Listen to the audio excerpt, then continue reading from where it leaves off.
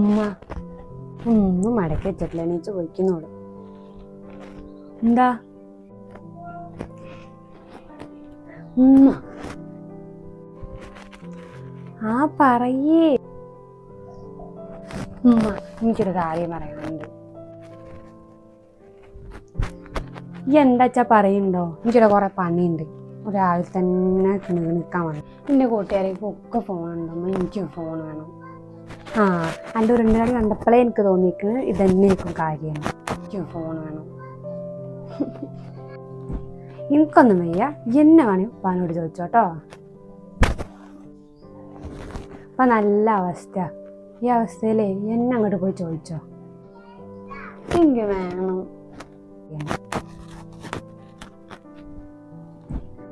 അതിനിപ്പോൾ എന്താ ഇപ്പം അവസ്ഥക്ക് ഇത്ര വലിയ കുഴപ്പം? ഇല്ല, ഒരവസ്ഥയില്ല ഇവിടെ. നിങ്ങൾക്ക് പിന്നെ ഒന്നും അറിയണ്ടല്ലോ. ആ മനുഷ്യൻ എപ്പോഴാണ് കയറി വരുന്നത്, അല്ല ആ മനുഷ്യൻ എപ്പോഴാണ് ഇറങ്ങിപ്പോണത്, എന്തെങ്കിലും നിങ്ങൾ അറിയലുണ്ടോ? ഉണ്ടോ? ഇപ്പം രാത്രിയല്ലേ വരല്? പിന്നെ എന്നും പണിക്ക് പോകുന്നുണ്ട്. പിന്നെ എന്താ അത്ര വലിയ ദാരിദ്ര്യം?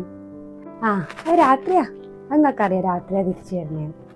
നിങ്ങളൊക്കെ പള്ള നടക്കാനേ ആ മനുഷ്യൻ കയറി വരുന്നത് പൊലച്ചക്ക് 3 മണിക്ക് 2 മണിക്കൊക്കെ. എന്നിട്ടോ ഒന്ന് കിടക്കുന്ന തുടങ്ങുന്ന സമയമുണ്ടോ? അപ്പോഴത്തേക്ക് രാവിലെ വേറെ പണിക്ക് എണീച്ചു പോകും. എന്നിട്ട് പിന്നെ വരിക വൈകുന്നേരം. എന്നിട്ട് പിന്നെയും പോവാ. എന്ത് പണിക്ക്? വെട്ടുകല്ല് എത്താൻ. വെറുതെ ഇരുന്ന് കസാരമേൽ ഇരുന്നിട്ട് പൈസ വാങ്ങാനല്ല.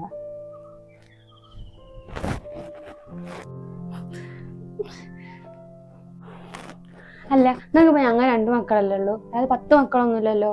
ഒന്നും വാങ്ങിത്തരൂല്ല. ആ, അങ്ങനെ 2 തന്നെ ഉള്ളൂ ഞങ്ങൾക്ക്. പക്ഷെ പറഞ്ഞിട്ട് കാര്യമില്ല, വരഞ്ഞിട്ട് വേണം ചിലവാക്കാൻ.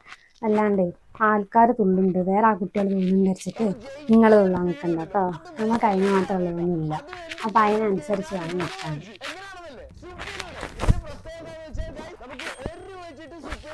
ഇപ്പോൾ പോവാൻ നോക്ക്, സ്കൂൾക്ക് പോകാൻ നോക്ക്. എനിക്കൊരു ഫോൺ വേണം, എല്ലാവർക്കും ഫോണുണ്ട്. ഞാൻ ഇപ്പോൾ ഒരു ഫോണല്ലേ ചോദിച്ചിട്ടുള്ളൂ, അതിനിപ്പോൾ ഇതിന് മാത്രം പറയാനുണ്ട്.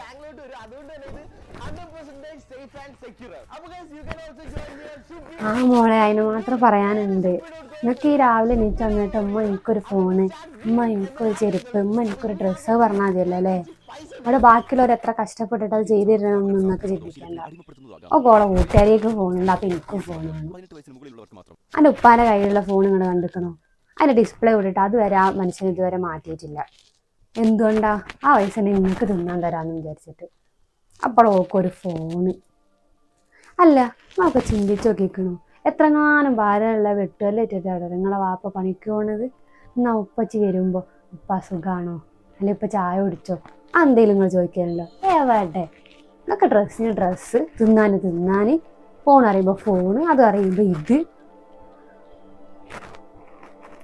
എന്നെ കൊണ്ട് വല്ലാണ്ട് പറയിപ്പിക്കാൻ നിൽക്കണ്ട കേട്ടോ. അമ്മ, ഞാൻ അത്രക്കൊന്നും വിചാരിച്ചില്ല അമ്മ. ഞാൻ എൻ്റെ എല്ലാ കൂട്ടുകാരികളിലും ഫോണുള്ളത് കൊണ്ട് എനിക്കും വേണമെന്ന് തോന്നി, അതുകൊണ്ട് ചോദിച്ചതാ. ഇതിപ്പോൾ ഈ പോയിട്ട് ഉപ്പാനോട് ഇപ്പം എനിക്കൊരു ഫോൺ വേണമെന്ന് പറഞ്ഞാൽ നിങ്ങളിപ്പോൾ വാങ്ങിത്തരും. അത് നിങ്ങളെയൊക്കെ അത്രക്ക് കാര്യമാണ് മനുഷ്യന്. അത് വേണ്ടായിട്ടാണ് ഞാൻ നിങ്ങളോട് പറഞ്ഞത്. ഇപ്പോഴത്തെ അവസ്ഥയൊക്കെ അറിഞ്ഞുകൊണ്ടാണ് ഞാൻ വേണ്ട പറയുന്നത്.